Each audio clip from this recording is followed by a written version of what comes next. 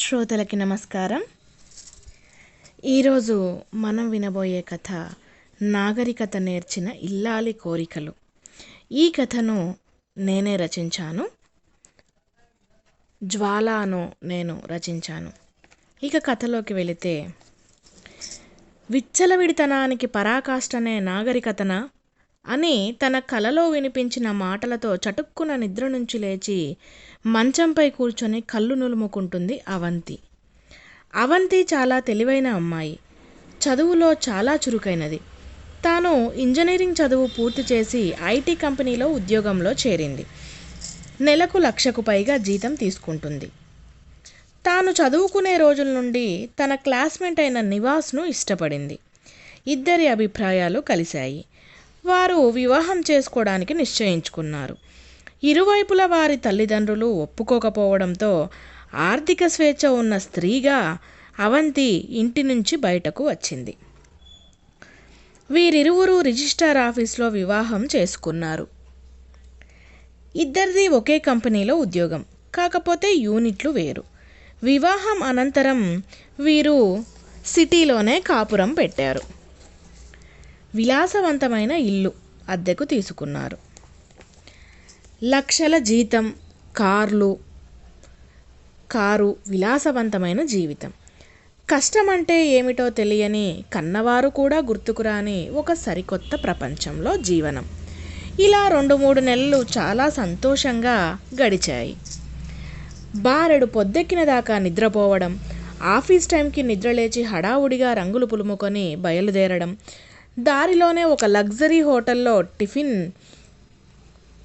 Tiffin తిని coffee పుచ్చుకోవడం, మధ్యాహ్నం ఆఫీస్లోనే భోజనం, సాయంత్రం ఇంటికి వచ్చి చెరొక ఫోన్తోనో లేక చెరొక ల్యాప్టాప్తోనో బిజీగా ఉండడం, కడుపుకు తినే అన్నాన్ని ఆర్డర్లు పెట్టుకొని తిని అర్ధరాత్రి వరకు ఎవరి ఫోన్లో వారు బిజీగా ఉండడం, బారెడు పొద్దెగినక నిద్రలేవడం, వారాంతాల్లో ఆడా మగ తేడా లేకుండా మద్యం, మత్తు మందులు సేవించడం, ధూమపానం చేయడం.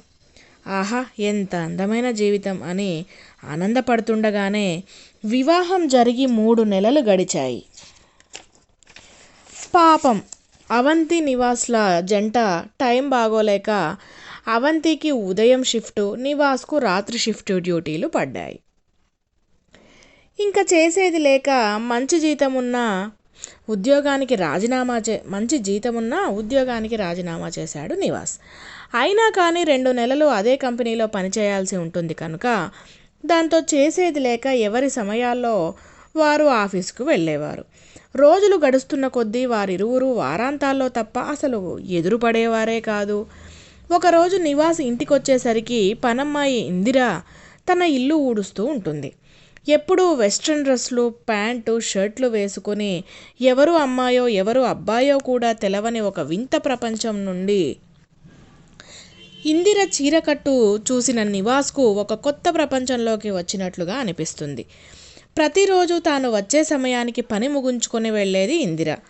ఈరోజు ఆలస్యమైంది కాబోలు అనుకుంటాడు నివాస్. నివాస్ని చూడగానే ఇల్లు ఊడుస్తున్న ఇందిర చీర చెంగులు కిందకు సవరించుకొని, క్షమించండి సార్, ఈరోజు కొంచెం ఆలస్యమైంది అంటూ ఆబరాగా వచ్చి జుట్టును సవరించుకుంటూ, టీ ఏమైనా ఇవ్వమంటారా అని అంటుంది.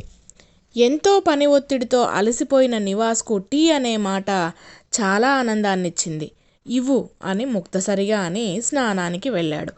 తిరిగి వచ్చి ఫోన్ చూస్తున్న నివాస్కు ఇందిర టీ ఇచ్చింది. సార్, ఇక నేను వెళ్తాను అంది. అప్పుడే పని పూర్తయిందా అంటాడు నివాస్. ఇందిర 25-30 ఏళ్ల మధ్య వయసున్న యువతి, కానీ తన కట్టు బొట్టు వయసును ఎక్కువ చేసి చూపిస్తాయి. ఇక్కడి నుండి మీ ఇల్లు ఎంత దూరం ఇందిరా అంటాడు నివాస్. పక్కనే ఉన్న కాలనీలో గుడిసెలు వేసుకుని ఉంటున్నాం సార్, ఈ మధ్యనే ఇల్లు కట్టుకున్నాం అంటుంది ఇందిర. అంత చిన్న ఇంట్లో ఈ మధ్యనే 2 గదుల ఇల్లు కట్టుకున్నాం అంటుంది ఇందిర. అంత చిన్న ఇంట్లో నువ్వు నీ భర్త ఎలా ఉంటారు అన్నాడు నివాస్. మేమిద్దరమే కాదు సార్, మాకు 2 పిల్లలు, అంతేకాకుండా మా ఆడపడుచు, ఆమె భర్త ఒక యాక్సిడెంట్లో చనిపోయారు. వారి 2 పిల్లలు కూడా మాతోనే ఉంటారు అంటుంది ఇందిర. ఆ మాటకు ఓ మై గాడ్, అంత చిన్న ఇంట్లో ఎలా ఉంటారు అంటాడు మరోసారి నివాస్. అప్పుడు ఇందిర, ఇల్లు ఇరుకుగా ఉండాలి, మనసులు విశాలంగా ఉండాలి సార్ అంటూ మరి నేను వెళ్ళి వస్తాను అని అక్కడి నుంచి వెళ్ళిపోతుంది. పేరుకి పనిపిల్ల అయినా ఎంత ఒద్దికగా ఉంది. ఇంటికి వచ్చేసరికి ఇలా నవ్వుతూ గజ్జలు గలగలా సవ్వడి చేస్తూ టీ కప్పుతో ఎదురొచ్చే భార్య దొరకడం ఇందిర భర్త అదృష్టం అనుకుంటాడు నివాస్. కానీ అవంతి ఇందిరకు పూర్తి భిన్నంగా ఉండే మనస్తత్వం గలది. అవంతి చీర కట్టుకొని ఎరగదు ఇప్పటి వరకు. గాజులు, బొట్టు, కాళ్లకు పట్టాలు ఇవేమీ ఉండవు. తనను భర్త అని గౌరవించకుండా అరే నివాస్, అరే బేబీ అని అమర్యాదగా పిలుస్తుంది. వివాహమై 4 నెలలు కావస్తున్నా ఈరోజు వరకు ఇంట్లో వంట చేసి ఎరగదు.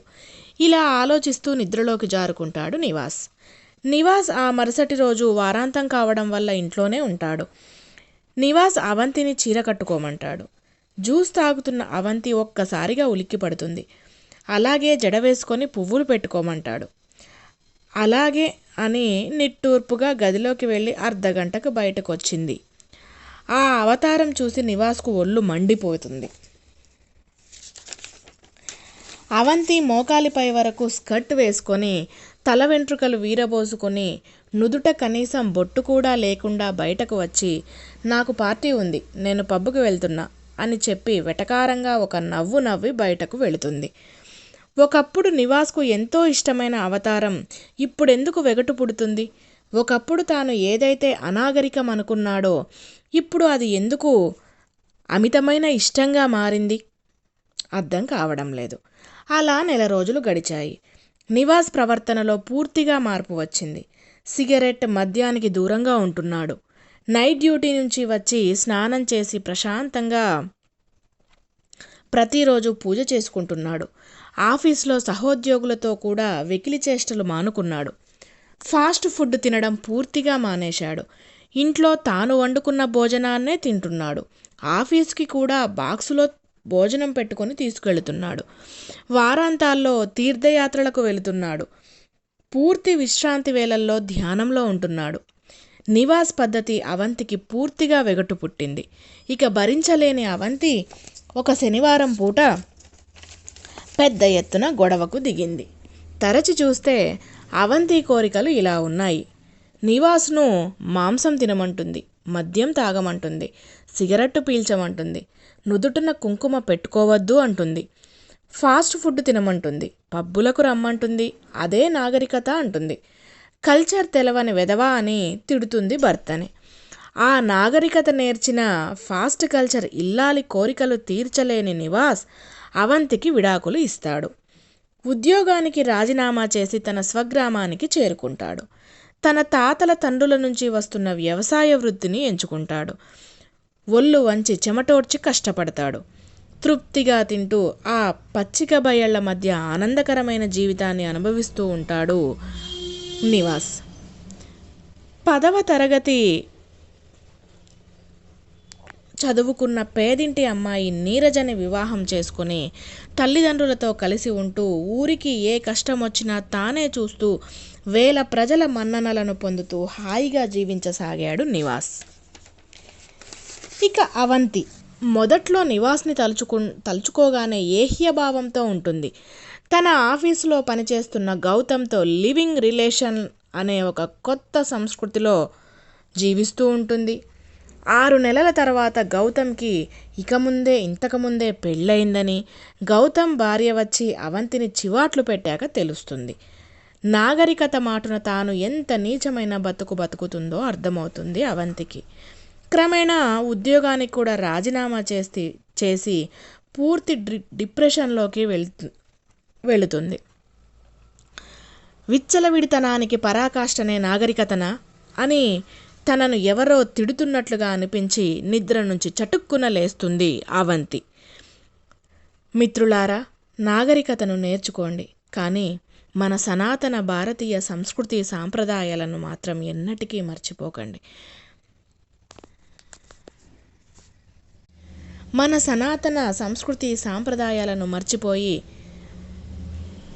వెర్రితలలు వేస్తూ నాలాగా ఒంటరై ఆ ఒంటరితనాన్ని భరించలేక ఆత్మహత్య చేసుకోకండి అని సూసైడ్ నోట్ రాసి ఆత్మహత్య చేసుకుంటుంది అవంతి. చివరగా ఈ కథలోని నీతి ఏమిటి అంటే, నీ ఎదుగుదల నిన్ను మించేలా అస్సలు ఉండకూడదు.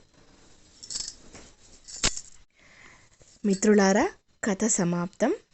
ఈ కథ కానీ మీకు నచ్చినట్లయితే మన ఛానల్ని లైక్ చేసి, షేర్ చేసి, కామెంట్ చేసి, సబ్స్క్రైబ్ చేయవలసిందిగా కోరుకుంటున్నాము. మీ జ్వాల.